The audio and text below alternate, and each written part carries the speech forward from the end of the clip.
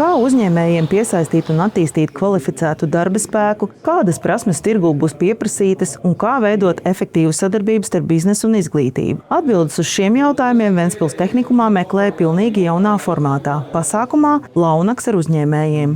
Šāds pasākums Ventspilī norisinājās pirmo reizi, un kuplais apmeklējums ap 120 dažādu jomu komersantu pārsteidza pat pašvaldības vadību. Ventspils mērs Jānis Vītoliņš uzrunā pat pajokoja, ka domai būtu ko pamācīties no tehnikuma spējas savākt kopā tik daudz darba devēju.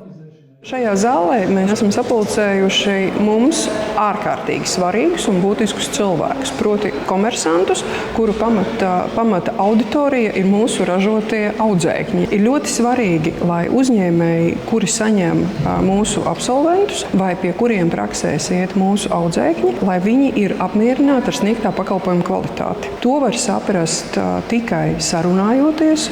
To var saprast tikai uzdodot jautājumus un saņemot atbildes. Vislācīgākais formāts ir, ja sanāk kopā vairāki, kuri domā iespējams dažādi.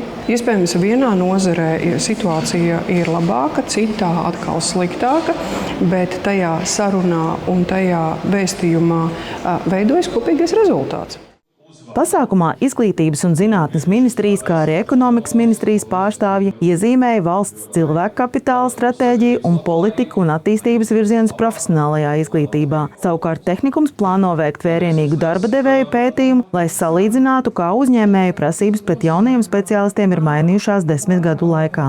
Lai sarunas nebūtu pliekanas, dalībnieki zālē tika sēdināti pēc izlozes principa, jauktā kārtībā. Tā pie viena galda risinājums kopā meklē metāla apstrādes un viesmīlības jomas uzņēmēji, kur ikdienā nesatiekas. Turklāt pasākuma laikā galda biedrus mainīja pat vairākas reizes. Mašīnbūves un metāla apstrādes rūpniecības asociācijas valdes priekšsēdētājs Toms Grīnfelds uzsvēra, ka aptaujās par to, ko uzņēmēji sagaida no profesionālās izglītības iestādēm, kā vislielākā problēma iezīmējas speciālistu trūkums.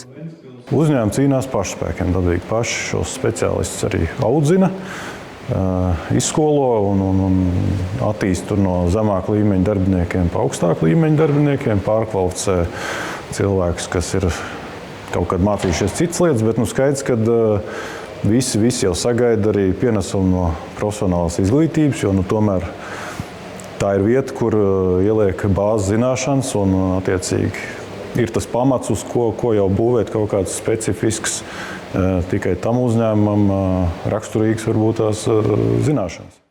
Eksperts uzsver, Ventspils tehnikums dara visvairāk. Kamēr citviet Latvijā fokus ir uz vienu programmu, Ventspilī cenšas nosegt visu mašīnbūves laukumu, no mehatronikas līdz CNC darbgaldu iestatītājiem, kļūstot par visas Kurzemes un Latvijas mēroga vilcējspēku.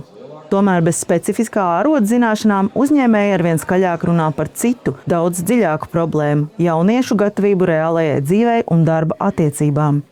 Jautājums vairāk ir par tām dzīves prasmēm, jo tā teikt to ārodu, to mēs iemācītu arī daļēji, arī mēs varbūt ne to teoriju, bet to prakses sadaļu uzņēmēji varētu arī paņemt uz sevi, bet liela tā problēmas daļa ir tāda, ka tas jaunietis, viņš varbūt gana labi zina, kas viņam pienākās, bet tā pienākuma sadaļa tajā dzīves situācijā un darba attiecību vidē, pienākums, atbildības sajūta, šīs ir tās vērtības, ko mēs ļoti gribētu, kad viņam ātrāk ieliek jau. Tas ir tātad jau pamatskolā.